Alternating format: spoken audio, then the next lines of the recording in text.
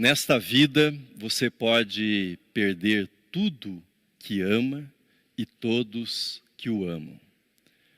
Esta frase foi dita pelo personagem principal do filme O Lutador, filme que foi vencedor do Oscar no ano de 2009, e a frase sai dos lábios do personagem principal, um lutador decadente na sua última luta.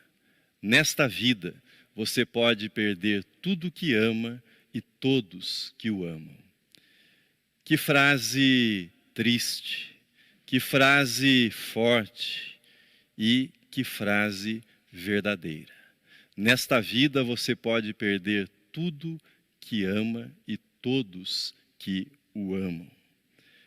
É sobre isso que Jesus está falando nesta parábola que nós acabamos de ler, sobre como nós podemos perder a nossa vida, como nós podemos jogar fora o privilégio de ter nascido neste mundo, o privilégio de ter experimentado a existência sobre a face da terra, como nós podemos desperdiçar esta oportunidade de viver, de existir neste mundo. Mas Jesus nos diz mais. Nós podemos experimentar perder tudo que amamos e todos que nos amam, partindo num itinerário, como foi o itinerário do pródigo, mas nós podemos também perder tudo que amamos e todos que nos amam, sendo o sujeito mais certinho, mais igrejeiro, permanecendo na casa do Pai, fazendo todas as coisas que do ponto de vista externo são as coisas corretas. Essa é a perspectiva do filho mais velho. Nós não vamos examiná-la, eu não vou me deter nessa perspectiva do filho mais velho, aquele que não saiu, mas que estava perdido dentro da casa, tão perdido quanto aquele que estava fora da casa. Nesta parábola contada por Jesus, há uma espécie de radiografia do coração humano. Há uma espécie de raio-x da alma humana, daquilo que está dentro de cada ser humano, dentro de cada pessoa. Trata-se de uma história sobre as nossas aspirações, sobre aquelas que são as nossas buscas mais profundas, os nossos anseios mais intensos nessa vida. E de como o Pai, como Deus enxerga, como Ele vê, como Ele percebe e como Ele lida com as nossas trapalhadas, com as nossas confusões, com os nossos pecados, quando nós tomamos a direção para a realização, para a conquista desses anseios, desses desejos mais profundos que estão instalados no nosso coração, no coração de todos aqueles que existem nesse mundo. Mas nós estamos muito familiarizados com esta parábola, nós estamos muito familiarizados com essa história que foi contada por Jesus e por isso é difícil para nós que vivemos na igreja, que nos acostumamos a ler e a ouvir essa parábola, é muito difícil perceber, entender o impacto que essa parábola teve nos ouvintes, naqueles que ouviram a história dita por Jesus. Foi pela primeira vez que a ouviram e o impacto que eles tiveram nessa primeira vez. Eu tenho relido essa parábola ao longo dos anos, ao longo da minha vida, e cada vez que eu a leio, cada vez que releio essa história contada por Jesus, há um aspecto diferente nessa história que acaba se destacando, que acaba saltando à minha vista. Essa parábola, ela nos desafia sobre o modo como nós enxergamos, o modo como compreendemos a nossa vida, a nossa existência, a nossa passagem por esse mundo. Esta parábola, ela mexe, na verdade, ela chacoalha, sacode conceitos que nós temos já firmados, estabelecidos, conceitos de realização, de felicidade, de sucesso, de bem-estar. Essa parábola, ela vai além, ela questiona o conceito que nós temos de Deus, a imagem que nós temos de Deus e do relacionamento que nós mantemos com Deus. Essa parábola toca exatamente nesse tipo de questão. Mas não só do relacionamento que temos com Deus, mas da visão de mundo, da filosofia de vida que nós extraímos a partir desse relacionamento que cultivamos com Deus, do modo como enxergamos Deus e o modo como Ele nos trata, o modo como Ele se relaciona conosco.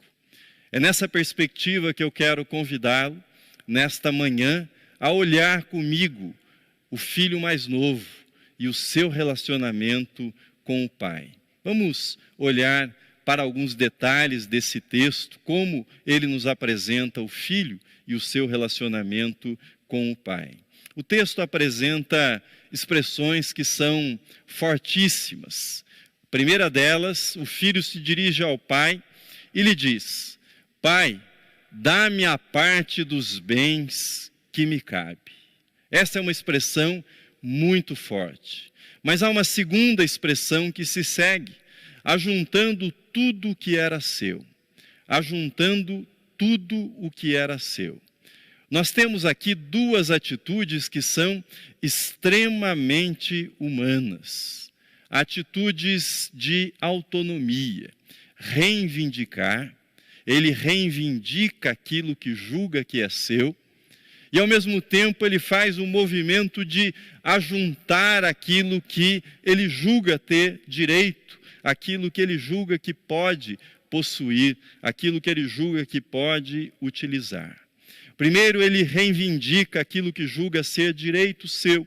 Depois ele ajunta, reúne os bens que são, na sua visão, fundamentais para a sua realização, para a sua felicidade. Trata-se da busca humana pela autodeterminação.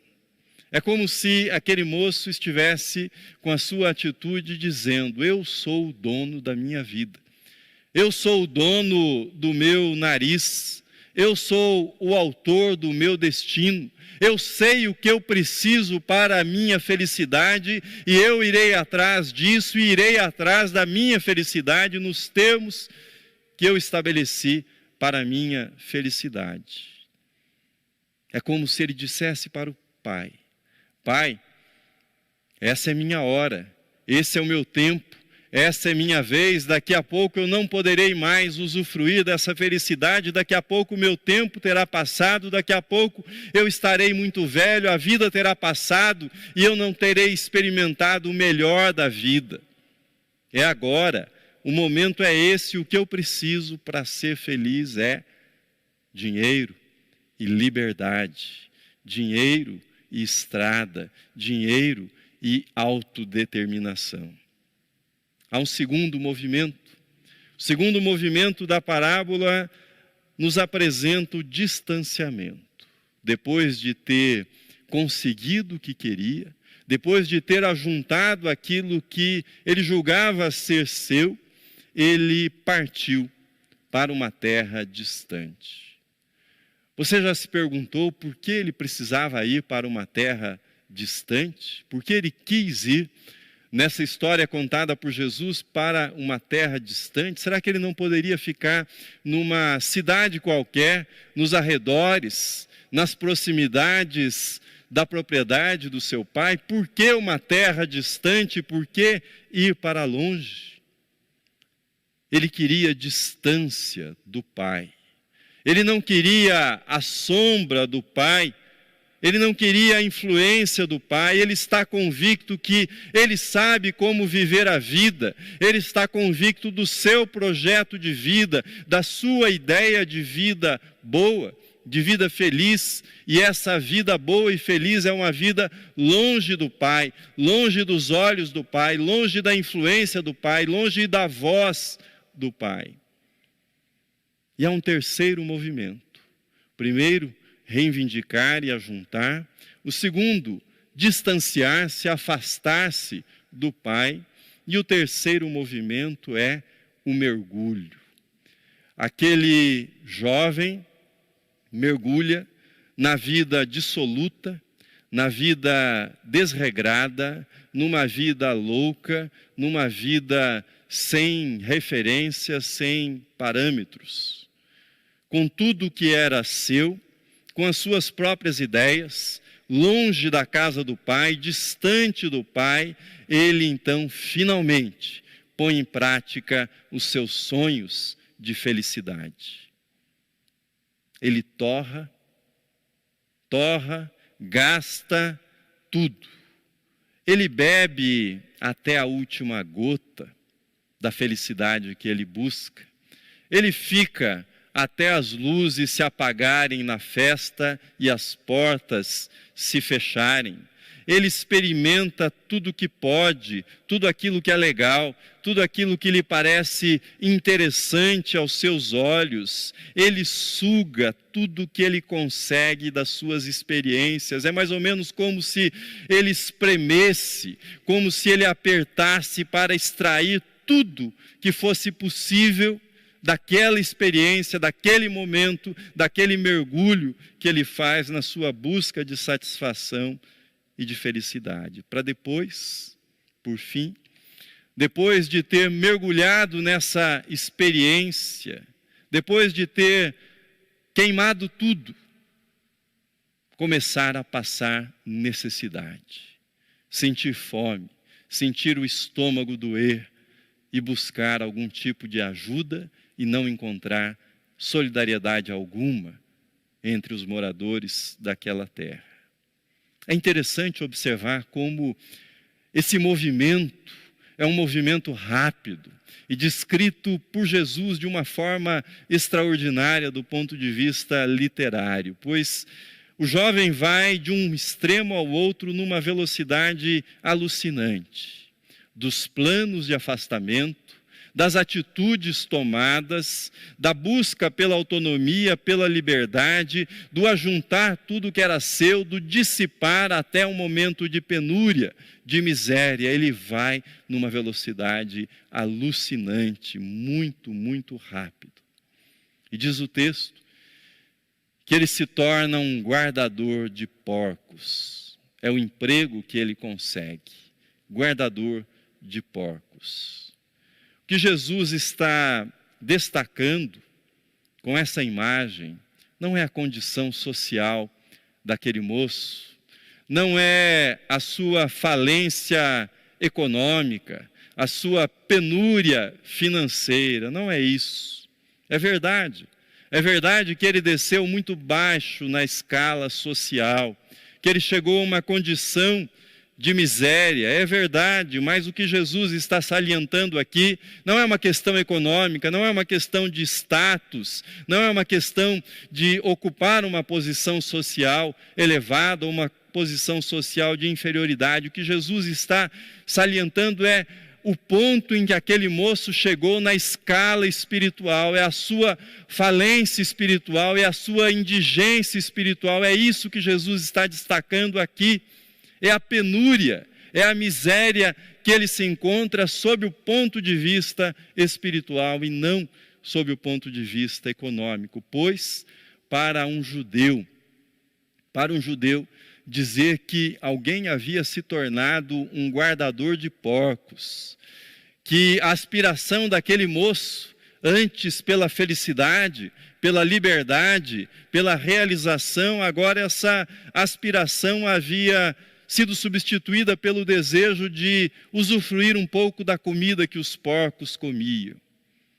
Ao desenhar esta imagem diante dos olhos de um judeu, Jesus estava dizendo que aquele moço chegou do ponto de vista espiritual a uma condição subhumana. Ele desceu, ele foi até o nível dos demônios.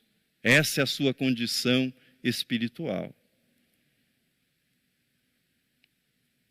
Jesus contou essa história para descrever a trajetória humana, a busca dos seres humanos sobre esse esforço, que é um esforço demasiadamente humano, um esforço de encontrar felicidade em si e felicidade por si mesmo, à parte de Deus, afastado do Pai.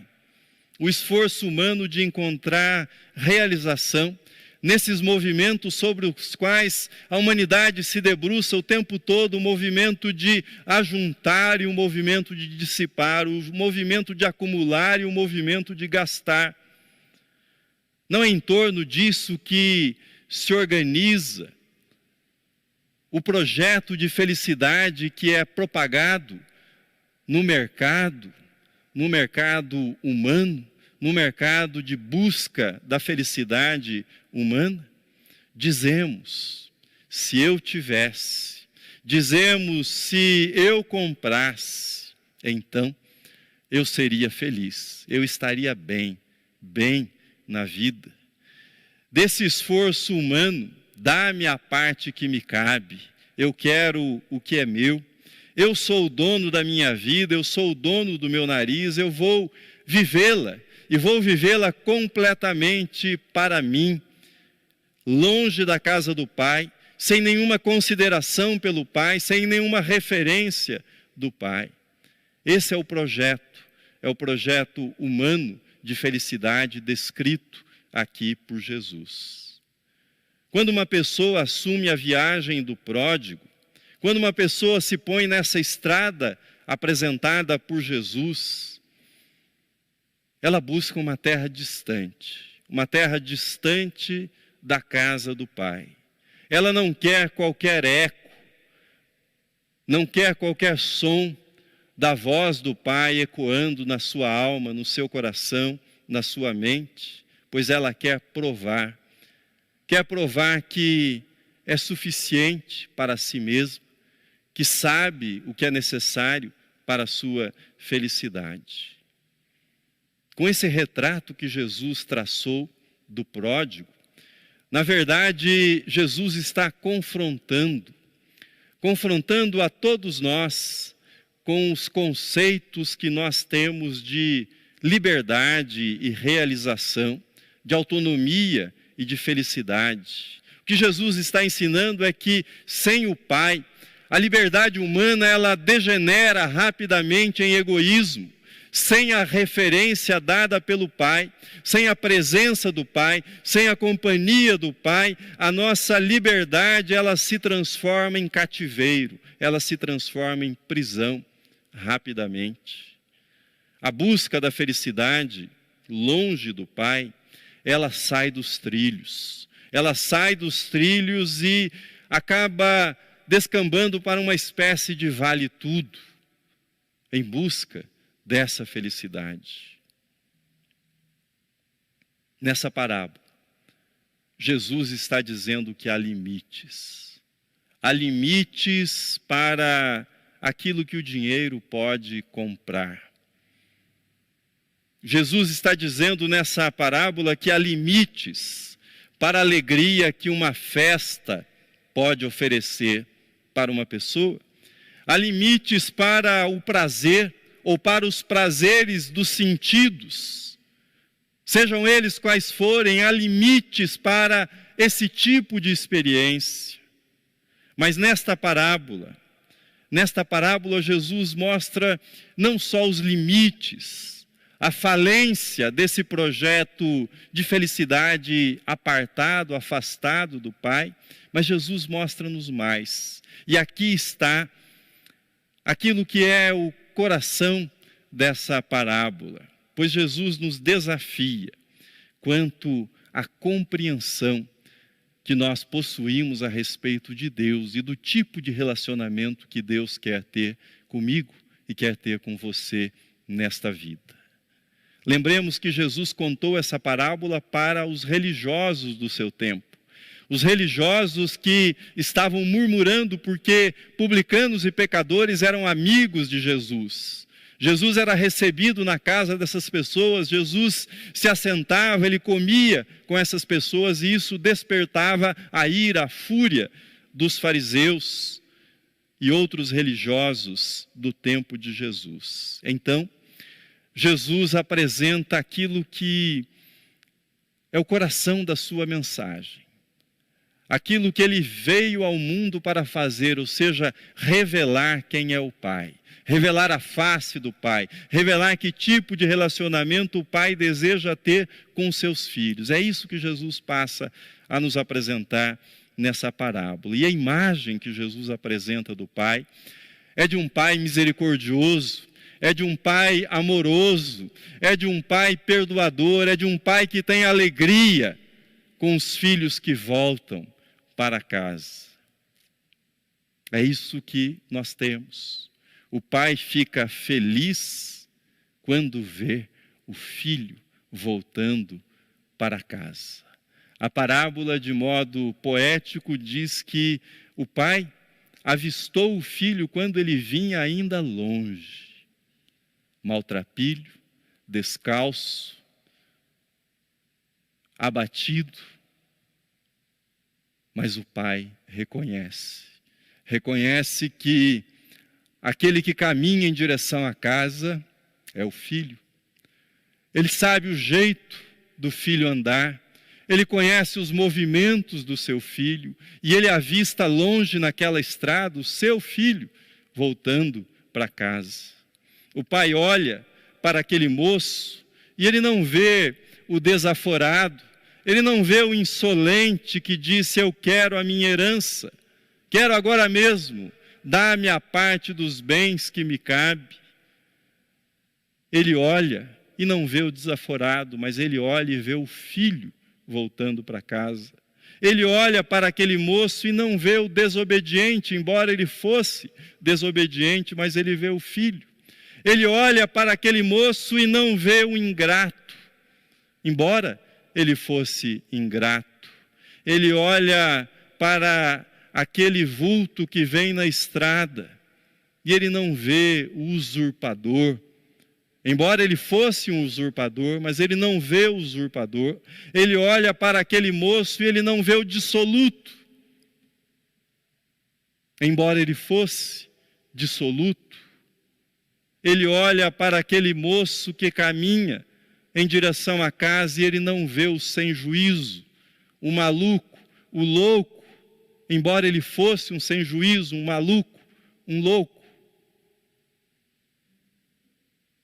Quando ele olha, ele vê o filho, apenas o filho. E a única coisa que lhe interessa, que ele lembra e que ele julga importante naquele momento é que se trata do seu filho. E ele corre em direção ao filho, rompendo os protocolos que vigoravam no Oriente, que diziam que um homem de respeitabilidade não se punha a correr na frente dos outros. Ele corre, abraça, beija o seu filho. Ele não sente o mau cheiro daquele moço, e certamente ele cheirava mal, mas ele sente o cheiro do filho, ele abraça o filho.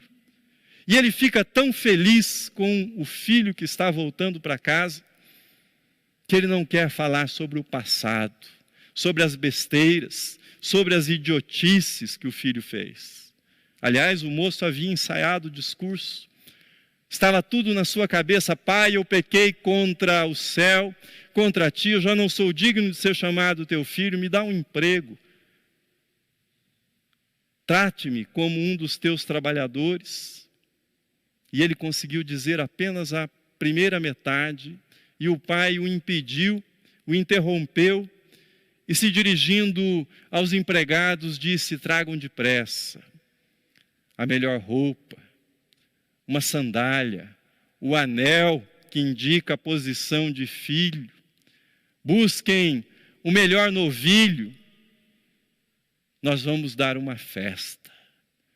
Hoje é dia de alegria. Esse filho que estava morto reviveu. Esse filho perdido foi achado, esse filho afastado voltou. Eu não sei qual é a sua condição, mas se você estiver distante de Deus, estiver pensando, ou quem sabe, queira Deus que você tenha decidido voltar, é importante que você saiba que Deus não está interessado em falar sobre o passado, não. Essa é uma perspectiva humana. Nós humanos gostamos, nós humanos temos uma espécie de prazer mórbido em dizer para aqueles que erraram: eu não te falei? Eu não disse para você? Eu não disse que você iria se dar mal?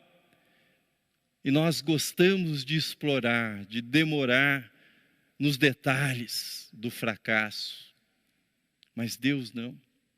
Deus, como Pai misericordioso, Ele age de modo diferente. E Ele o faz porque Ele está compadecido.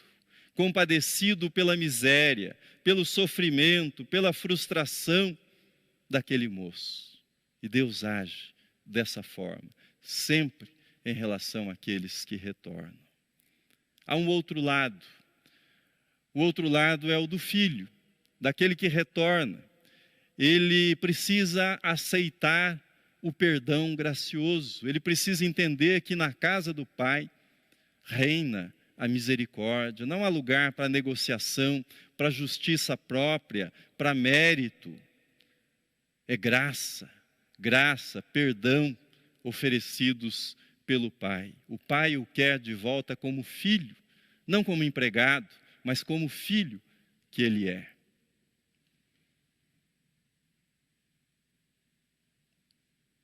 Nós passamos os últimos 2 meses falando do livro da esperança. No coração da nossa esperança está a misericórdia de Deus.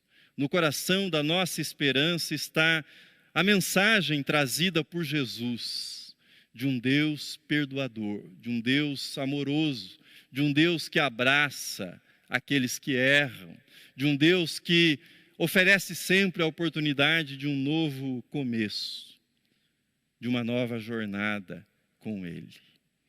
Não sei onde você está em relação ao seu itinerário espiritual, não sei quão perto ou quão distante você está do Pai e da casa do Pai, se você está dentro da casa, mas reivindicando todos os dias: dá-me a parte que me cabe, eu quero o que é meu. Se você está naquele momento de lançar-se no mergulho, de consumir tudo que você possa para experimentar a felicidade, de curtir tudo aquilo que a vida possa lhe oferecer, sem referências a Deus. Ou quem sabe, você esteja na fase em que a ficha caiu, que na parábola é representada pela expressão caindo em si.